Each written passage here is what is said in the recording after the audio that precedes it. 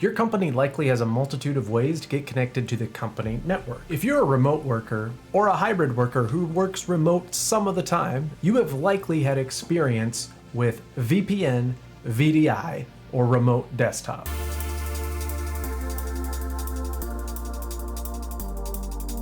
Most companies have an internal database or internal systems that can only be accessed on their network. You can think of this like a physical file. You have to be in the office to open the door to locate those files. Network drives are an example of this. To access the box your files are on, you need to be within the same room or network as those files. Depending on your company's setup, you may need to be connected to their internal network all of the time, some of the time, or even none of the time. Many companies utilize a few different methods for doing this, such as VPN, VDI, or remote desktop. Let's start out with a remote desktop system. This is arguably the slowest and most cumbersome method. Depending on how your company is set up, you may be able to use your computer or your company computer to remote into a desktop which is physically located in the office plugged into the network. That computer can then access all the files. However, because you're remotely accessing that computer, there may be some slowdowns and you may have some glitches, and if there's a power outage at the office, that computer gets shut off and most of the time cannot be turned back on remotely, so you'll have to call someone to physically walk over and hit the button in the office to turn on that desktop.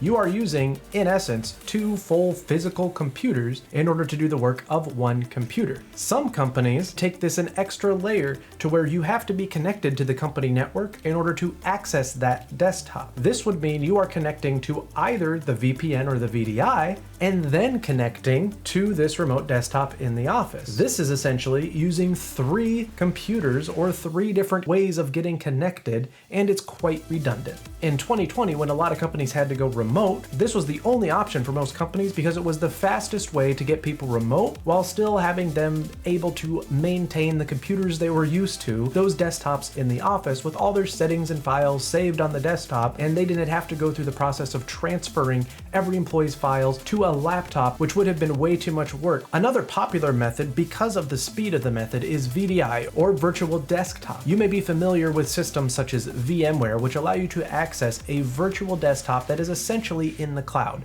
It's not actually a physical computer, it's a virtual computer that's residing on servers. It gives you access to all your company systems and your company network as if you were sitting in the office working on a computer. This is kind of like a remote desktop, only if you had a problem or a power outage, all you would have to do is call back up that virtual desktop or reboot and reconnect to the virtual desktop, and your desktop is there. This is usually a great option because it's using your home internet, so you have the entire speed of your home internet that you already have connecting to a cloud service, and you can access this usually from your personal computer or your work computer. Virtual desktops can be very helpful if you are accessing from a work computer and that work computer were to crash or die. You can go over to a personal computer, pull up that same virtual desktop, and continue working as if it had never shut off. However, virtual desktop can be quite expensive to maintain and integrate into an environment, and this can be out of reach for many companies. Another method many companies utilize is VPN, or a virtual private network. What this does is this takes the connection of your computer using your home internet, and then you connect to another virtual network. All your internet traffic on that computer that you connect to that VPN is going to be pushed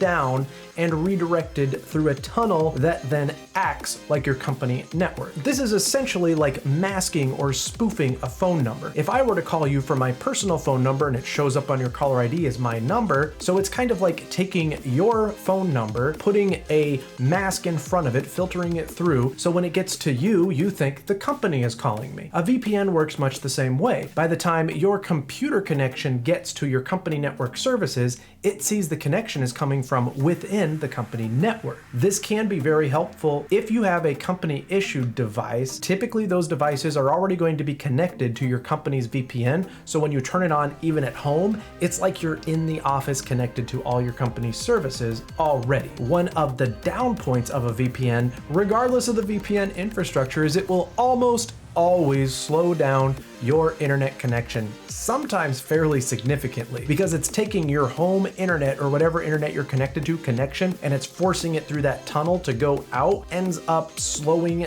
down your internet. If you're working off a public internet or guest internet where there's not a password, other people might be able to see your computer on the network. They can actually infiltrate your computer and access the files. However, if you're on a public or guest network and you connect to a VPN, they won't be able to see your computer anymore, because rather than using that for all your traffic, it's sending you through this other VPN. VPN is probably the easiest and the most direct, but it also can be slower than using VDI, which is why VDI ends up being such a great option for most companies and for most remote workers, especially if your company has the ability to build up that infrastructure. And it also might cut down on physical hardware costs. If you have a VDI, your company might not have to provide laptops to everyone. If you have a computer at home that you're already working from and they have this virtual desktop, you can just pull that up and remote into that and use the virtual desktop from your own personal computer, so the company can put all the money that they would have spent on those devices, can instead put it into beefing up the virtual infrastructure. Now that said, in my experience, most companies still want to provide you with their hardware so they can manage it. They're not going to be able to troubleshoot your own personal device. They don't know what system you're running in. They don't know how your